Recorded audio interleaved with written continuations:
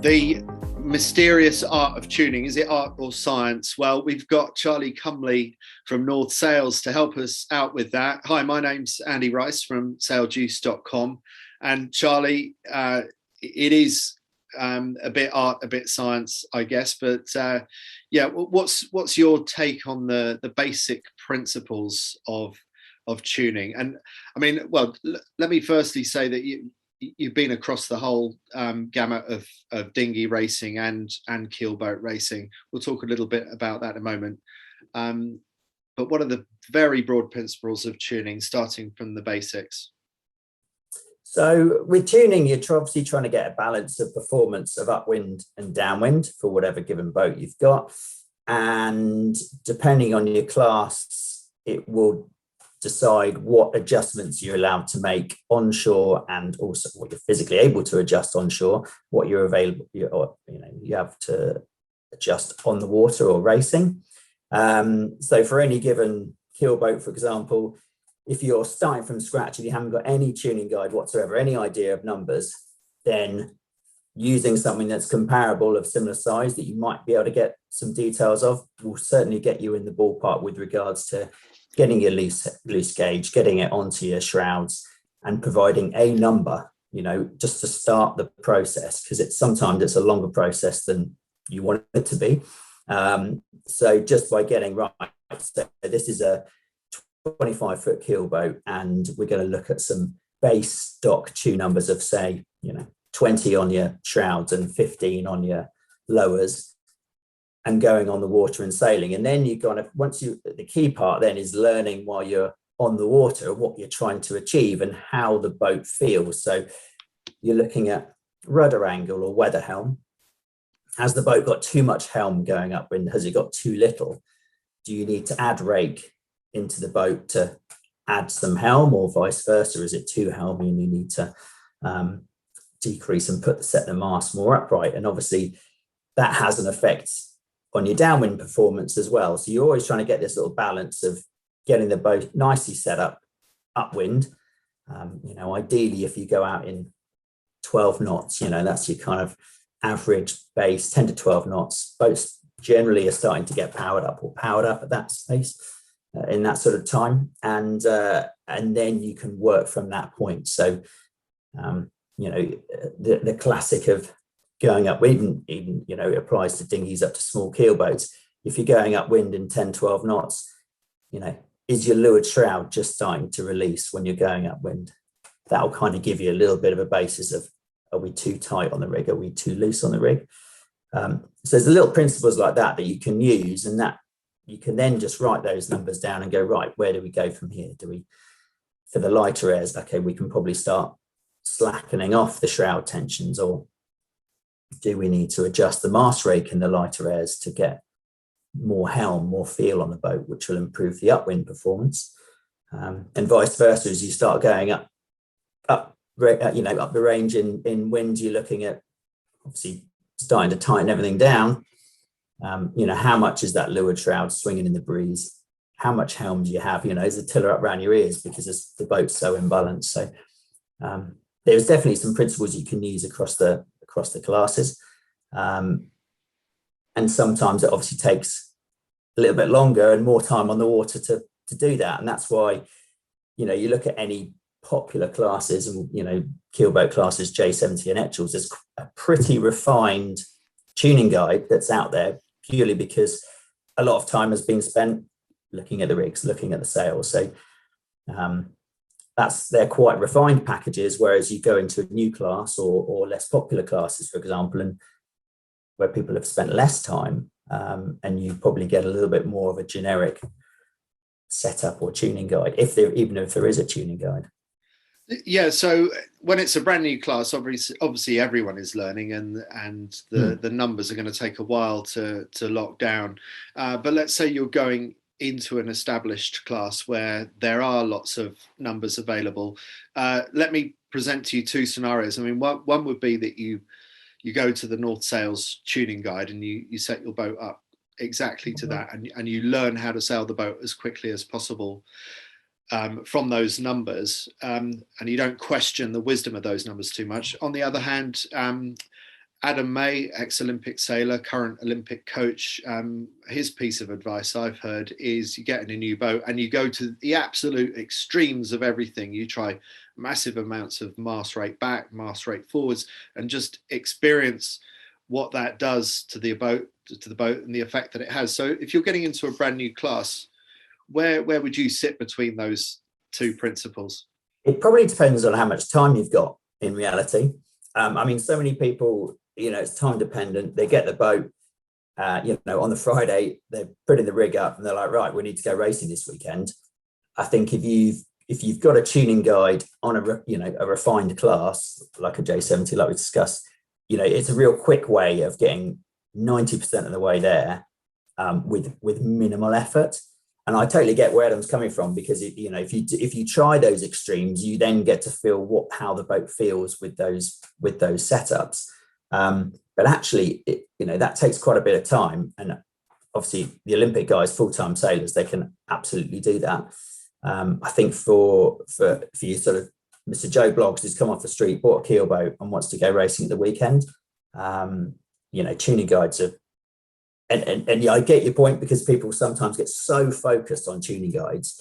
The number of conversations you come in and like, oh, what were you on today? What are the numbers? And you're like, well, we decided on this, but actually you could get away with a bit more backstay, and so we didn't touch it all day, whatever it might be. So they're a great basis, but they're not gospel, I think, is the bottom line. Yeah. So if you just want to get out there, get your boat on the numbers, it's a great way of just going out and knowing that you are going to be competitive. And then you can refine it. Sorry, how often do you find that old thing of beginners luck, that someone gets into a new class for the first time and they start doing really well, maybe even on day one, and maybe that's because they're focusing on their heads out of the boat, because they don't know what to look at in the boat. Exactly. Tell us about that, if you've experienced that yourself. So true. And I think that you hit the nail on the head there. Some people are so focused on the numbers and looking inside the boat that you go out on a shifty northerly on the Solent, and setup has got so little in reality to the overall scores, while they're in looking at whether they're lured shroud slack or if they've got enough main sheet tension. They've just missed the 20 degree shift that they've just sailed, header that they've just sailed through. So it's a balance, isn't it? Yeah, I think, and the more you go through that stage, I guess, of going out, we'll just go to set it up, focus on the racing, and then you get a bit more time and you go, oh, well, actually now we'll start tweaking things. And you probably go backwards before you go forwards again, because then once you've looked at it for a little while, okay, now that makes sense. You sort of refocus on, let's go sailing. And how religious are you about recording settings and recording every outing, whether it's a training or a racing session? At the big events I will do. It's quite easy. So just on sort of the J70 experience that I've got, so many people say, oh, do you actually use the tuning guide? And we do follow the tuning guide pretty much to the letter. So it's a pretty easy recording session of, we went out and we were 2 steps above base for the day. And we may adjust it through the day, we may not, depending on the conditions. So that's pretty set. And we're not doing the whole, let's maybe try a little bit of a hybrid of tensions or whatever it might be. The actuals is probably a little bit more bespoke, a little more custom, because you're allowed to adjust the shroud tensions during the race. So quite often, you might be coming off the start line and maybe struggling for a lane, and it'll be a quick thing of, right, let's just take a couple of turns off the lowers and get some power into the boat, and maybe that'll help us get a higher mode off the start, hold a lane. So it's a little bit more dynamic on rig tune, so it's quite hard to record every adjustment, but you obviously kind of make a note of what the basics were and what you kind of started the race with. It just might not be anything like what you finish it with. So if there's a variable forecast and you're not too sure what's coming in for the day, and it's difficult to change settings out on the water, how do you decide what the best compromise is? Well, the classic thing is it's better to be overpowered in the breeze and than underpowered in the light. And it's pretty true in most classes that you can, if you go out with a hard rig tension and the wind drops, the boat becomes really sticky really quickly. And that's the case in most classes. And vice versa, if you go out and you're slightly underdone for the weather conditions, rear guard tensions, you can kind of make it work. You might have to set up the sails a bit more twisted. Maybe you can use a bit more backstay, or maybe not, but you can sort of fudge your way around it a little bit easier. And then when you do get the lulls, you've got the performance to really take advantage of it.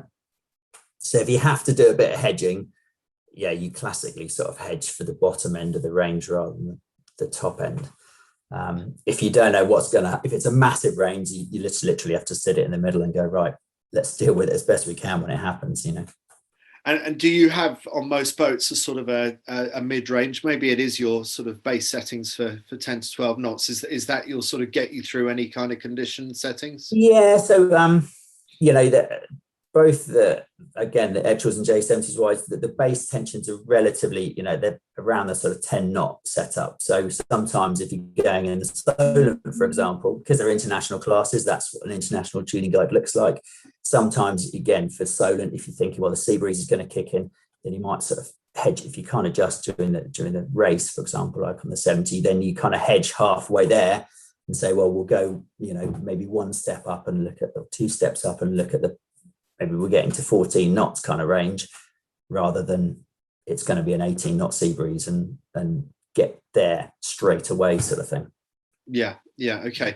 Now, at the beginning of the conversation, you mentioned about sort of needing to make sure you're set up for upwind and downwind. I thought that getting around the windward mark would be the absolute priority. So downwind setup would absolutely take backseat to anything that you needed to do to get upwind as quickly as possible. Just tell us about that balance. Yeah, so it is, but ultimately, there's no point kind of getting yourself around the top mark 100 yards in front of everybody and then being literally the world's slowest person downwind and people overtaking you left, right, and centre. So I think there's, the classic thing is you try and get to the top mark and sort of stick your elbows out for the downwind leg if you need to. But Edgeways wise in particular, there's a lot of adjustment, so you're moving the mast heel position, and you've got a mast ram at deck level, so you can adjust the way the rig's going a lot of the in a lot of ways. But obviously the further you, as an example, your breeze is building or the breeze is dropping, you want to move the mast heel back for when it's light to in effect create some pre-bend and flatten the mainsail or whatnot. And equally, when it gets breezy, you're moving the mast heel forward to help straighten the mast. That allows you to use more backstay. But it does mean that when you go downwind and you let the backstay off, if you've got the rig a long way forward down at the bottom of the rig of the mast, then it won't allow the mast to go forward as much downwind. And you sort of see extreme examples of that if you go and see a star sailing downwind and the rig's miles over the front of the rig, over the front of the bow. The Edgeways is a little bit like that, but slightly throttled back. So you can set up perfectly for your upwind, but you're always trying to maximize it. You right at the kind of, well, let's get the mast heel as far back as I can kind of get away with, so that when you let everything off, when you do go downwind, you can get the tip of the mast and the hounds as far forward, and that just helps the spinnaker project away from the boat better downwind. Yeah, got it. Okay. Now, the other factor, of course, is that a tuning guide might have been written by someone at North Sails like yourself, where the competence on board is extremely high. Everyone's hiking extremely hard. And therefore, those numbers work to that particular professional setup. Any comment to make about that? Should there be a sort of should you take account of the fact that people may be less fit and less competent and set up the boat to be a bit more forgiving? Yes, you can. It's probably so the Edgeways with the fact, by the nature they've got a crew weight limit. Everyone's pretty much on that crew weight limit, and then you're down to the smaller sort of percentages, if you like, of how much you're hiking. Almost the bigger difference again is a J70 where you don't have a weight limit. So you can have a 4-man crew, you can have a 5-man crew. So some boats might be 310 kilos and another boat might be 400 kilos. So again, going back to the whole thing about being a Bible, it's kind of, you're kind of setting up a tuning guide to be in the middle ground. And then if you're one extreme or the other, you just have to work out what's best to deal with. Obviously, a heavier crew, you're probably going to be, you're going to be going up from base a lot higher up the wind range than someone who's 80, 90, 100 kilos lighter than you. So I think that's where you get to just actually discuss, be it with me or with another sailor, maybe that's done some time in their class, to kind of get a bit of feel for where you need to go. Otherwise, you've got a tuning guide for so many different variations. It'll be like literally reading an encyclopedia, Yeah, that's true. What about sail choice in terms of are there some sails that are faster in the right hands, but they need to be really well sailed because it's a narrower groove, and are there other sails that are a bit more forgiving, and therefore you would advise different sailors maybe to buy different types of sail? Occasionally that is true, but what you end up doing is the sails in the small keel boats generally have to cover such a large wind range. As you go into, bigger yachts, for example, that, the range of head sails you've got racing yachts anyway, the range of head sails you've got increases massively. So they're designed for a sort of smaller wind range, whereas sails on small keel boats, you've generally got them for the day. The actuals you can measure in 2 jibs, for example, in big class. So you've got effectively a light and a heavy jib, but there's quite a big crossover there because you just kind of need it. And ultimately, we could design a sail that's really kind of hard to steer to. It might be fine on the entry or something, a jib like that. But equally, the boat is moving around so much physically on the waves because they're relatively small. You need something with quite a big groove. So it's really hard to, it just becomes such a narrow groove at sail that the best sailors will struggle to deal with it. So you've really got to design a sail that is pretty user friendly and has quite a big groove and has quite a big crossover. Fair enough. Now, one of the things I hear increasingly in the Olympic scene is that the more different boats that you sail, the better you become at whatever you want to be world class at. So this diversification. And you've won 25 national championships in various dinghy and keelboat classes, 8 times in the solo single-hander in the UK, and you've won the J70 UK Nationals and the World Championships. You've won the Etchells UK Nationals and the European Championships. There's a lot of diverse experience that you've got there, but looking specifically at the J70 and the Etchells, both of which you're sailing quite regularly at the moment, how does the experience from one feed into the other? It's actually, there's some similarities, but there's also it takes me a while to go from one to the other, so that sailing styles, tacking angles, setups by way of what you can and can't adjust. And obviously the big thing being, an Etchells with a symmetric spinnaker and a J70 with an asymmetric spinnaker. So it's ultimately they're kind of, yes, you're going upwind with two white sails up and you're tacking on shifts, but there's quite a reasonable bit of differences between the two.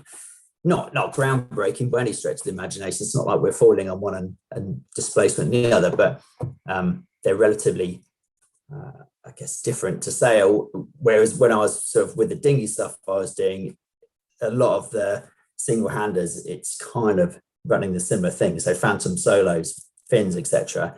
There's a lot of similarities that you can take from one to the other without having to completely relearn how to sail. And it's probably with the J70 Etchells, there's a few more differences. And if I went from one J70 event to straight into the, which I've done, into the actual, ley lines are all over the place. Yeah. So a few differences you got to remember about, for sure. Okay, so yeah, you can't take that for granted. But do you think there's anything from your J70 experience that gives you the upper hand when you get into Etchells once you've got your eye in for ley lines and things? I think just generally kind of fleet racing, whatever. I think wherever you can race in a good fleet with good numbers, in any kind of type of boat, reality, that is invaluable. With just regards to where to position your boat, or maybe starting concepts or things like that. Wherever boat you're racing, learning how to race, I think, is really important. And you can work out the setups and the differences, and you'll get used to switching boats and what have you. But actually learning how to race and put the boat in the right position is kind of invaluable. And then that's a big crossover for sure. Because they're both big fleets. You get a World Championship and there's 80 plus boats generally in those sort of classes. So knowing how to put a series together is invaluable, I think, for both. Now, my experience mostly in the dinghy scene is that when people are limited on time, they just want to go racing. They don't really want to do training, and they don't want to do two-boat tuning or any of that stuff, because that's just boring. Actually, I think if people tried it, maybe they'd find it would be more interesting than they think. But can you actually achieve world-class speed in a boat like the Etchells or the J70 purely through going racing and through the experience of racing? Probably not, is the short answer. You can get a long way to it, and you might be able to pull out the odd good result. But I think when you get to a really big event and all the big teams are there, you'd struggle to do a really good event if you hadn't put the time in. And that's kind of the same in so many sports and so many classes, that you kind of need to put that extra time in to get that final level. So how much is two-boat tuning, or maybe more than two boats? How much is that an intrinsic part of your campaign as you try to build the boat speed? Well, I think just going with the J70, we did quite a few days before the Worlds in Torquay as a team. So that was a key part, was keeping the same team together. We've since done this year, we did a load of work with the Cyclops rig tune setup, and we were doing two-boat tuning in the J70 with that, which is really, really interesting. It's not something we've done that much before, to be honest. What we did do was take the smaller, events in the Solent and say, right, what should we focus on?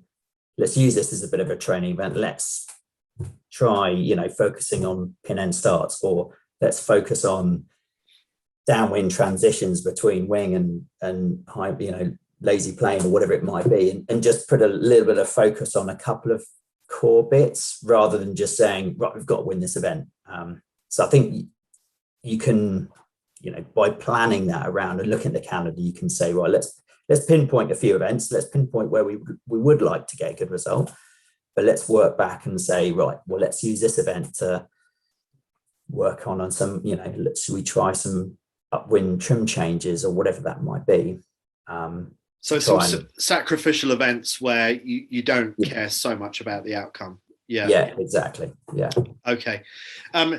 Now, tell us about the Etchells Worlds next year. There's quite a big focus for that. So where and when is that happening, and what plans do you have to take part? Yeah, so in Cowes in September. So towards the end of the summer next year, it's I've done 2 Etchells Worlds from Cowes in the past, and we great events, albeit windy most of the time. And so I currently sail an Etchells with the same skipper who we also sail the J70 with, and I think it's going to be a great event. It's going to be quite a build up. There's a bit of fever in the class, getting people new people coming into the class, and existing sort of experienced guys ramping it up. I think it's always a great event out of Cowes, and I think we get all the good boats over here, get some good UK teams. I think actually it's probably been the strongest there's potential for it to be the strongest UK GB fleet. There's already people putting the hours in, and new boats built, doing plenty of events. So I think it's got great scope to be a real beauty of a world. And from a boat speed point of view, if you're targeting that championship, it's a very specific venue, isn't it? So just give us a sense of how you're approaching that from a boat speed point of view, knowing what you know about racing in the Solent. And you also mentioned September could be a windy time of year. So give us some insights there. Yeah, so I think certainly what we mentioned before about, biasing upwind, downwind performance. I think Cowes is one of those venues where very tidal, you have to be kind of going fast in the right direction to take advantage of that. So I think it's one of those events where you need to be on the pace upwind so you can hold a lane or get to the corner or the side of the race course that you want to take advantage of the current. So you probably have a bit more of a bias of saying, right, we really need to make sure we're on the ball and fast upwind so that we can put our boat in the right position. And then downwind, then it kind of evens out a little bit more. But I think certainly, you want to be quick. And like you say, September could be a bit of anything. Could be late season sea breezes, or you just could get a system come in and it'd be 25 knots all day. So the number of times you go to an event and say, oh, it's never normally like that. Yeah, well, it could be 5 knots every day, and that's pretty much what we've seen this summer. Who knows? Well, what you know is that the Red Jet fast ferry across that stretch of water is going to be going past you every half hour or so, if not every 15 minutes. There's a lot of traffic in that area. So do you have to set up for a chop and set up for a more powerful setup than normal? And you certainly have to. I mean, that's the nice thing about the Etchells, is because you can adjust shroud tensions. You've got mast run. There's lots of controls you can adjust whilst racing. You can power the boat up pretty quickly within, even if you see a big power boat cruising down the North Channel that you hadn't spotted, you can get the boat set up quite a lot of the way within 20 seconds, by adjusting some shroud tension and adjusting the mast ram or whatever it might be. So it's really nice for that, because you can be really mobile on your trim as well as just normal sail trim. Well, Charlie, brilliant to chat to you. Any sort of final thoughts? I think we've covered a lot of ground, so I think we can probably stop it there. But just any final thoughts on the do's and don'ts, the things that people maybe do too much of and they don't do enough of? Anything that comes to mind?